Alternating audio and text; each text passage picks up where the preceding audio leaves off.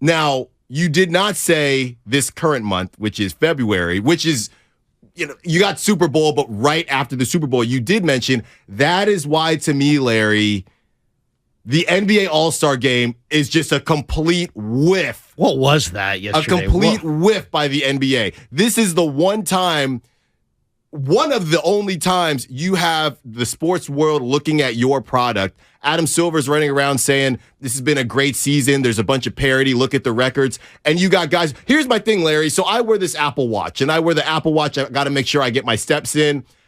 I don't know. So the Apple Watch, if you run a lot, if you're super active, but you haven't turned on a workout, it'll say, are you working out? If all of those dudes from the NBA All-Star Game had on Apple Watches, the Apple Watch never would have asked them. They never would have asked them, well, are you working out? I don't know if they broke a sweat. If they were all wearing watches, they would have been looking down at their watches because they were boring as hell. I mean, that was a boring game.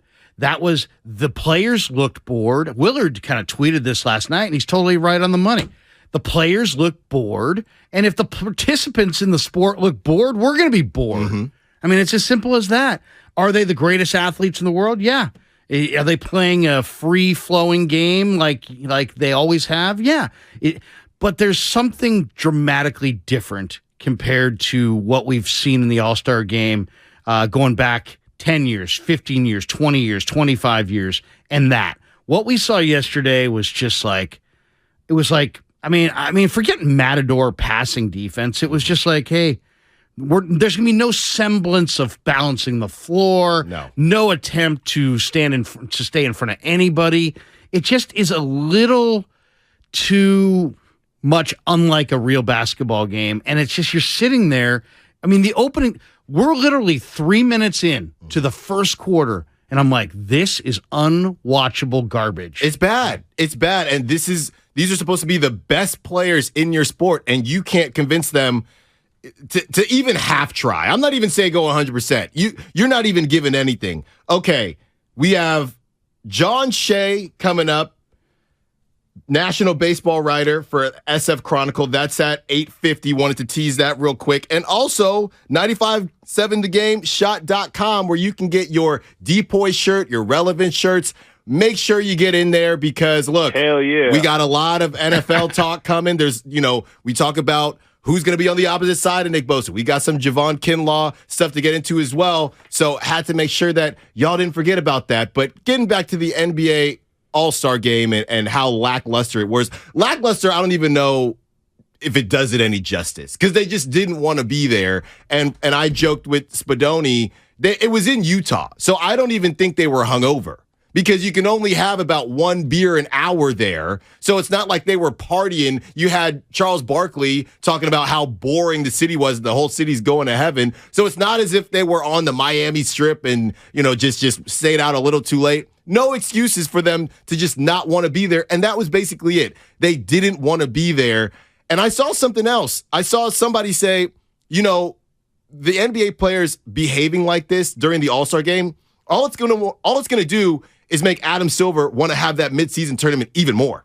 And they don't want to do that. Well, they got to do something. I mean, this is stale and bad and boring. Mm-hmm. So, verdict's in. Now what do you want to do? I mean, I don't know what you felt like watching it, but to me, it just felt like we're watching something that has already died and just nobody's made it formal. Yeah. You know what I mean? Yeah. It's kind of like the last year of the Pro Bowl where it's like, you know what? This event has died, and now we need to figure out what is going to be next. What's next? Yeah. And it's like the NBA can't decide. It's like, on one hand, they're doing some great things, right? Like the charities tied to who wins each quarter. And that gave the players those first couple of years doing that, they cared. And then it just stopped again. Right. So, I mean, you're trying to incentivize them, but I don't think I guess I'd push back on the notion that there aren't great young stars in the game, because there's lots of guys on there that I would consider great stars. We could go through the rosters, but I don't know what it is, because in football, obviously, football without intensity is not worth playing. Mm-hmm. But the NBA, I mean, it used to be in the 70s and 80s and 90s, it just seemed like you had guys, doing their signature move. Yeah. You know what I mean? If you had Tim Hardaway in there, here comes the crossover. Yeah. You want to go way back. Here you have George Gervin in there. Here comes the finger roll. But, I mean, guys kind of did what they did.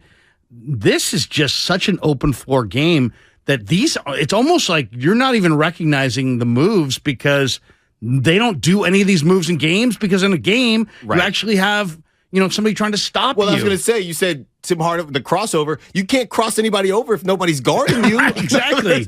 There's nobody around you. It's lost its way. It's lost its way. I got to be honest with you. And look, maybe I'm taking it too far. I guess Mac McClung, did he save the slam dunk competition? Yes, and we're going to get into the slam dunk competition too. But as a whole, Larry, he can throw it down. Man. Oh man, it's ridiculous. Now, I knew he was going to. I didn't know if he was going to win, but I knew he was going to be competitive. He's a dunker, man, and maybe the Warriors blew that. By the way, not to saying the dunk contest was everything, but what's Ty Jerome giving Golden State? Is Ty Jerome worlds better than Mac McClung? They didn't. I'd rather watch Mac McClung throw a couple down. Yeah, they didn't like Mac McClung because he's in there to get his and to get his shot off. So I get all of that. They're not great with Ty Jerome, by the way. They're research the Ty Jerome impact. Yeah, no, they're not. They're not great with anybody as of right now. They're not bad, but they're a 500 team, so that's what it is. What I was going to say though, I thought the Pro Bowl was more entertaining than NBA All-Star Weekend. I did think that at least it was new and different. Yes, they whiffed on the wide receiver catch thing, right? You're talking about this year's Pro Bowl. I'm talking about this year's non-Pro Bowl Pro Bowl. Yes. Right. A lot of people liked it. A lot of people liked it. The NBA, they have the three-point competition that's still holding their heads above water. Yeah. And this year, I don't even want to say they had a good slam dunk competition. They had Mac McClung. That's it. Besides that, he saved them. He saved them. I was more intrigued at the very least to see what the Pro Bowl was going to do. And they had people calling, and you had Derek Carr kind of suit up, not trying out. Don't get it twisted here, but Derek Carr, knowing the storylines of where's he going to go, you were paying a little bit more attention to the flag football than you probably thought you would have. He had some sound bites where he said, "I was never this hot in Vegas." You took more away from the NFL Pro Bowl, at least I did, than I did the NBA All-Star Game. And part of that is because I hold the NBA All-Star Game to a much higher standard than the Pro Bowl. So based on that, the NBA All-Star Game let me down, and I do think that pound for pound, based on what we've been getting, the NFL Pro Bowl was more entertaining. So what is the solution? I mean, the game doesn't seem to work.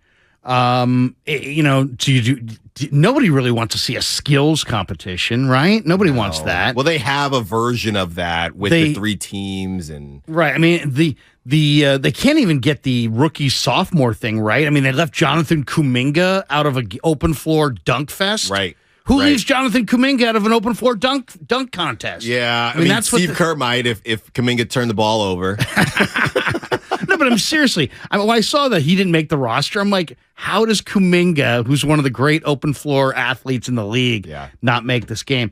But I mean, they got to just figure something out. I don't know if it's, somebody, I think Sam threw out, hey, have a vote at the end of the game from the fans which team played hardest, because you're trying to incentivize them to play hard. Right, they don't want to get embarrassed. But I don't know what the solution is. I don't know if it's cancel the game, have a skills competition, have kind of like an open dunk contest with maybe players backing an individual, non-NBA player in the dunk contest. I don't know what exactly they need to do, but what we saw yesterday, it's almost like the All-Stars should have been shown a 1995 All-Star game before the game. Like, guys, we're going to play this in the dressing room as you guys get ready to take the court, just so you guys know what tempo, what we're looking for, what it's supposed to look like, because there was nothing vaguely similar to our All-Star games from yesteryear to what we saw yesterday. Yeah, and look, not to take it there,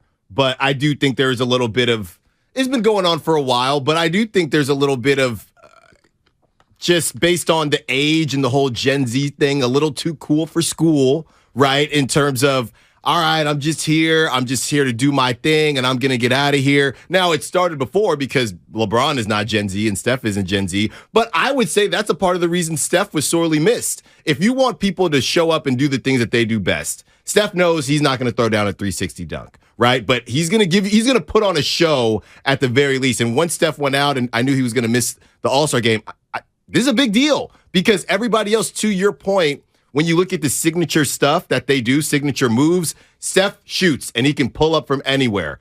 Nobody else really has that signature. LeBron is just the best all-around guy. And everything else, we know Giannis, he was dealing with a wrist injury. Giannis is just a Greek freak. So Steph is normally that calling card, and that's why it leads me into this uncharted waters where the NBA is headed, just in terms of marquee guys. And I do want to go through the stars. We got to get to a break. So when we get back, I say we do that because I do believe that the NBA is in a good spot, but they got to work a little bit harder than they've had to in the past if you look at the star power that they've had. So what's coming up on the game is sponsored by AC Transit. And like I said, when we get back, we're going to keep talking about the NBA and where they missed, where they hit, more misses than hits. And also, let's get some calls. How can you make it better? It's President's Day. How can you make the NBA All-Star Game better?